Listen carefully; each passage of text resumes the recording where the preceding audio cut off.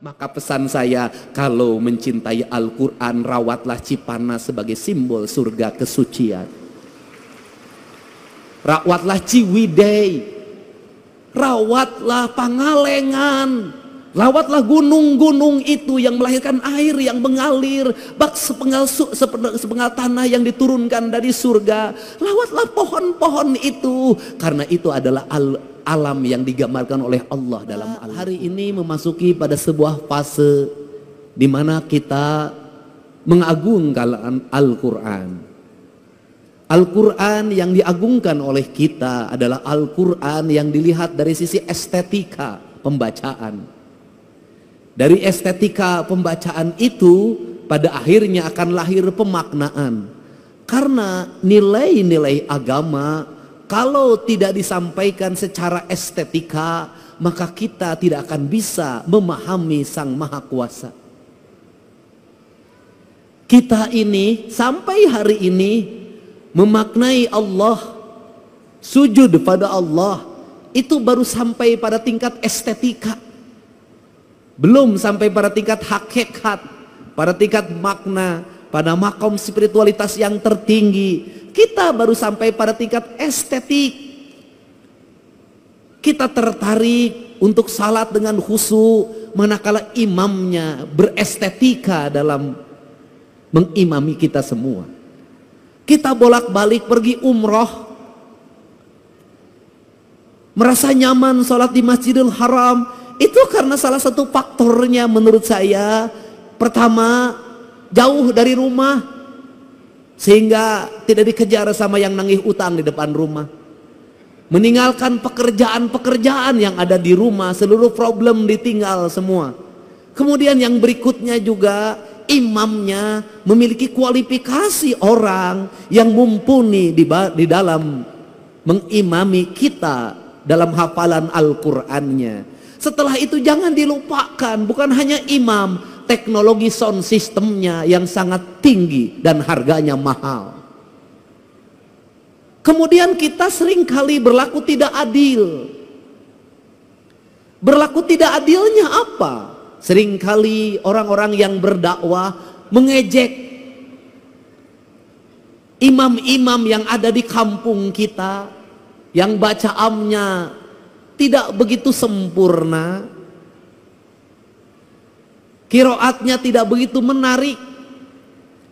Kemudian juga diperbandingkan dengan Masjidil Haram, tidak adil. Kenapa? Imam di kampung kita, satu, hidupnya bukan hidup dari mengimami.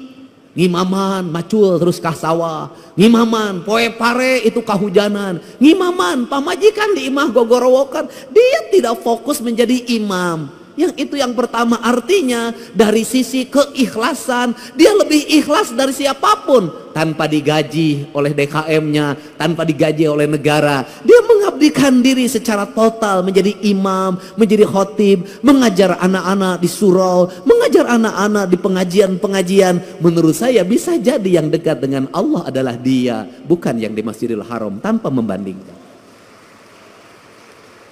Kalau yang di Masjidil Haram berapa gaji dalam setiap bulan?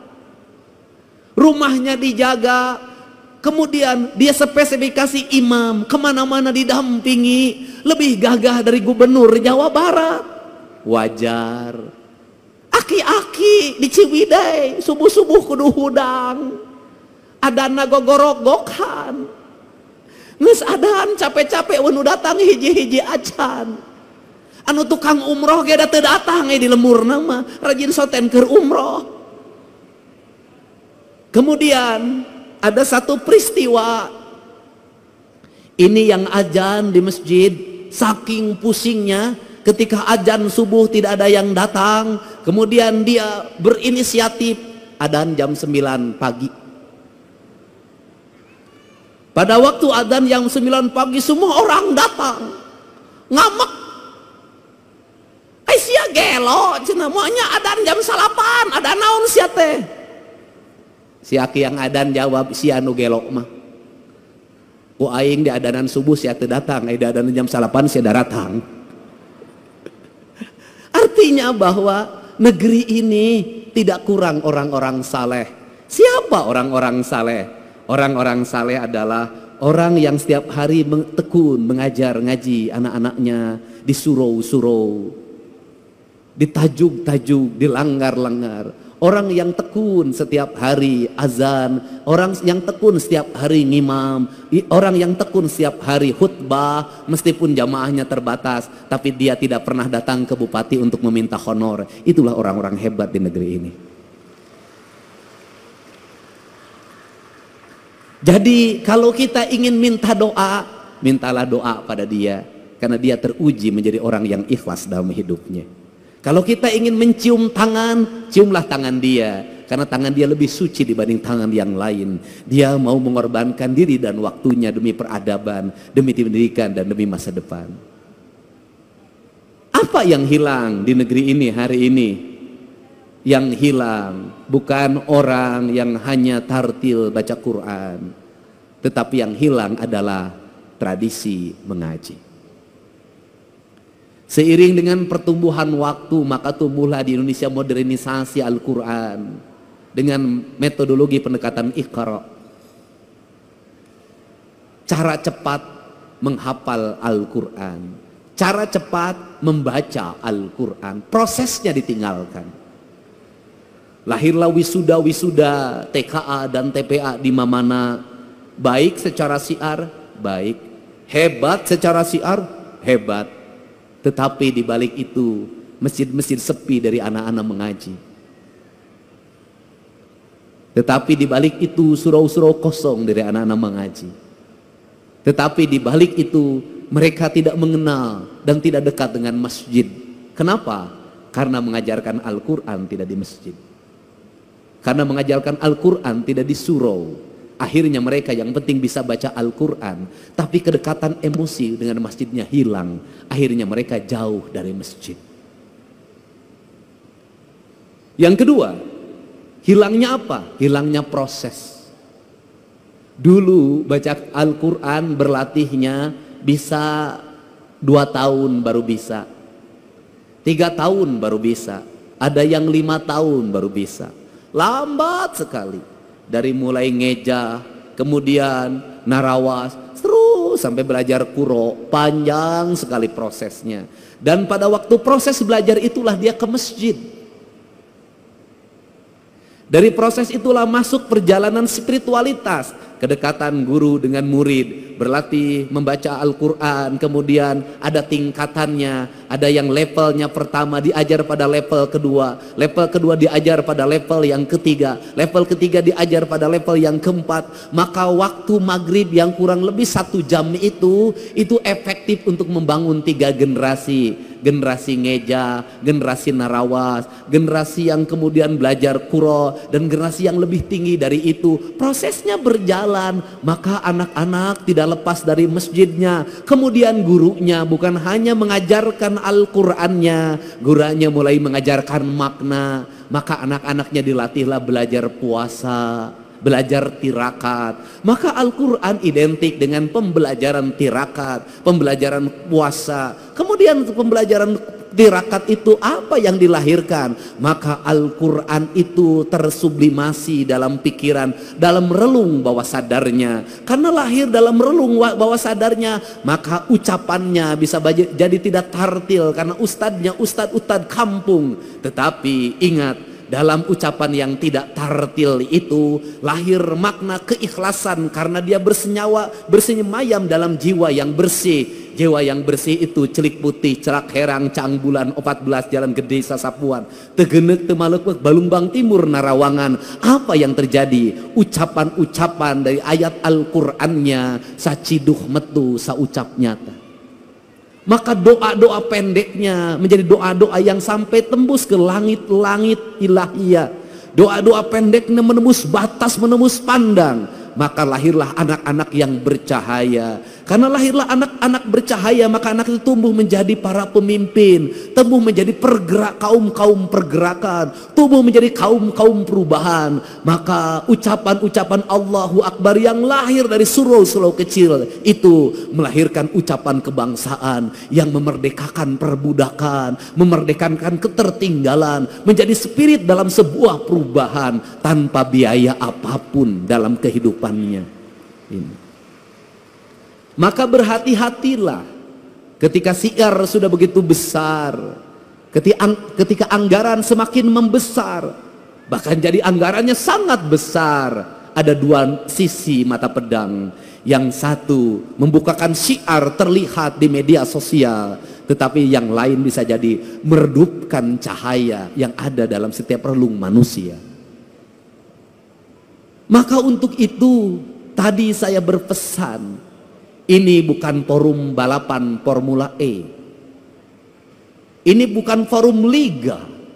Ini adalah forum spiritualitas. Tidak penting menjadi juara umum, tidak penting. Tidak penting menjadi juara pertama, kedua, ketiga, tidak penting. Tetapi yang lebih penting dari itu adalah Al-Quran masuk dalam cahaya ketua penyelenggara, sehingga ketua penyelenggaranya menjadi adil dalam tindakannya. Al-Quran masuk dalam cahayanya Gubernur Jawa Barat, sehingga Gubernur Jawa Barat bertindak adil dalam kebijakan-kebijakannya. Cahaya Al-Quran masuk ke relung hatinya Bupati, maka tindakannya menjadi adil. Dari gerakan membaca Al-Quran ini, maka terbebaslah orang-orang miskin, terbebaslah anak-anak yatim, terbangunlah peradaban hidup yang silih asa, silih asi, silih asu. Maka disitulah Al-Quran menjadi cahaya. Karena Al-Quran menjadi cahaya, maka Al-Quran bercahaya. Karena Al-Quran bercahaya, maka cahayanya terhampar. Maka Al-Quran tidak hanya dipahami tulisan yang ada dalam mushaf, yang kita lombakan, yang kita pertahankan, yang kita cium ketika ingin membacanya, yang kita simpan di atas kepala kita, yang kita simpan di rekal. Dan ketika kita tidak berwudu, maka tidak berani menyentuhnya. Kayak saya NU, tidak berani menyentuhnya. Tetapi di balik itu kita memahami gunung-gunung itu adalah hamparan Al-Quran. Sungai Citarum itu adalah hamparan Al-Quran. Sawah-sawah yang terhampar adalah hamparan Al-Quran. Matahari adalah hamparan Al-Quran. Bulan adalah hamparan Al-Quran. Bintang adalah hamparan Al-Quran. Seluruh yang ada, makrokosmos dan mikrokosmos adalah hamparan Al-Quran. Dan semuanya mereka bertasbih kepada Allah, yang dalam setiap waktu dia berucap Subhanallah walhamdulillah wala ilaha illallah. Kalau sudah seperti itu, maka surau-surau itu menjadi lentera penggerak. Kalau sudah seperti itu, maka kita adalah manusia yang paling bersyukur. Kenapa? Kita manusia yang paling bersyukur. Al-Quran diturunkan di Jazirah Arabia, di tanah yang tandus dan kering.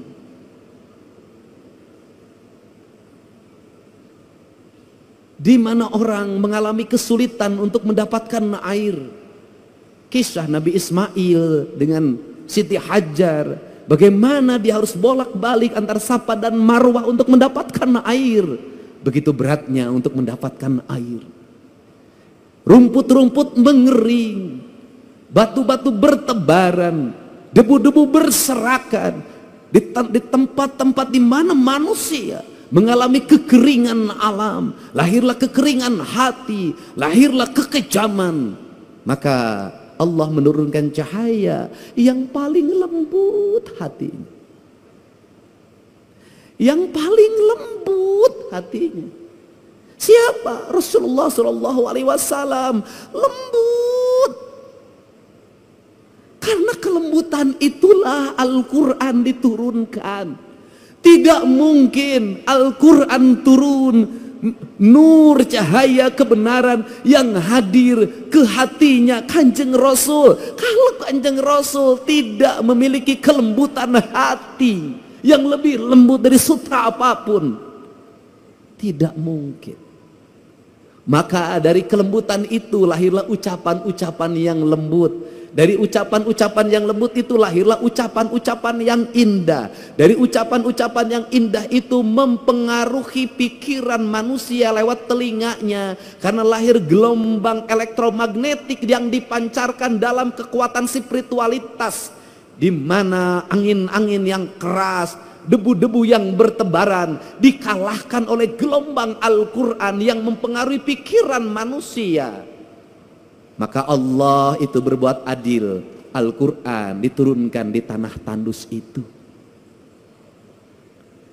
Tetapi Al-Quran yang dikirimkan di tanah tandus itu dibawa lewat pendekatan budaya, tanpa kekerasan, tanpa peperangan. Bercerita tentang kisah Ramayana, bercerita tentang kisah Mahabharata, bercerita tentang kisah Pandawa, ada dalam sosok Dharma Kusuma. Maka dicanangkanlah yang disebut dengan dua kalimat sabda. Dua kalimat sabda itu disebutnya layang damus kalimus syada, yaitu yang diletakkan pada pikiran seorang pemimpin sebagai nilai ajaran. Nilai ajaran itu melahirkan Pandawa 5, yaitu Dharma Kusuma, Bima, Arjuna, Nakula, lan Sadewa. Lahirlah gerakan politik kebudayaan para wali, mengenalkan agama Islam lewat pendekatan kebudayaan. Lahir simbol-simbol silib, sindir, sindang, siloka, sasmita. Kenapa? Karena dia berhadapan dengan masyarakat Sunda, masyarakat Nusantara yang tidak terbiasa dengan bahasa kasar. Dia terbiasa dengan bahasa simbol, bahasa makna.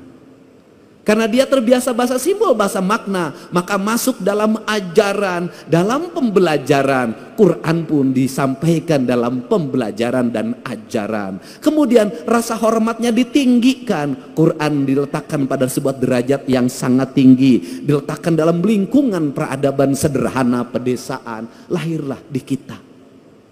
Apa keuntungan kita? Keuntungan kita lebih dari orang Arab.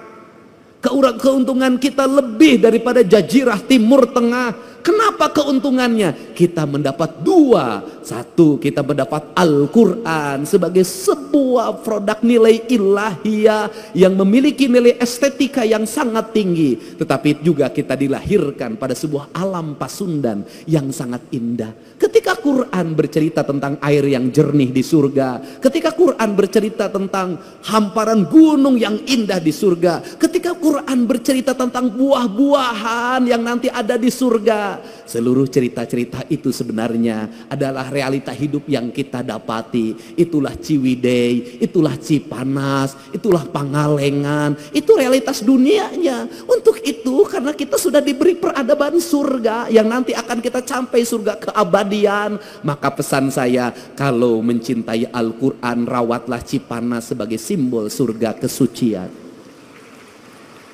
Rawatlah Ciwidey, rawatlah Pangalengan, rawatlah gunung-gunung itu yang melahirkan air yang mengalir, bak sepenggal tanah yang diturunkan dari surga. Rawatlah pohon-pohon itu, karena itu adalah alam yang digambarkan oleh Allah dalam Al-Quran. Jangan terbalik. Satu sisi kita sangat memaknai Al-Quran dan menghormati Al-Quran sebagai ayat yang tertulis, tapi di sisi lain tangan kita merusak alam, padahal itu adalah ayat yang tidak tertulis. Jadi saya tidak mau lagi dengar ke depan. Mudah-mudahan saya akan berusaha dengar Cipanas, berubah pikirannya menjadi jelek. Dengar Ciwidey, berubah pikirannya menjadi jelek. Dengar Pangalengan, berubahlah pikiran menjadi jelek. Saya ingin ketika mendengar itu, maka denyut nadi kita berkata, ya Allah, ku dapatkan surga di tanah Sunda. Suatu saat surga itu tetap akan terjaga sampai aku bertemu denganmu di alam surga keabadian. Kemahaindahan. Untuk itu saya mengucapkan terima kasih. Pada hari ini kita bersama-sama memaknai makna-makna Al-Quran. memasukkan Al-Quran dalam relung batin kita sebagai bentuk cahaya atau nur yang menuntun kita dalam indera alam bawah sadar kita.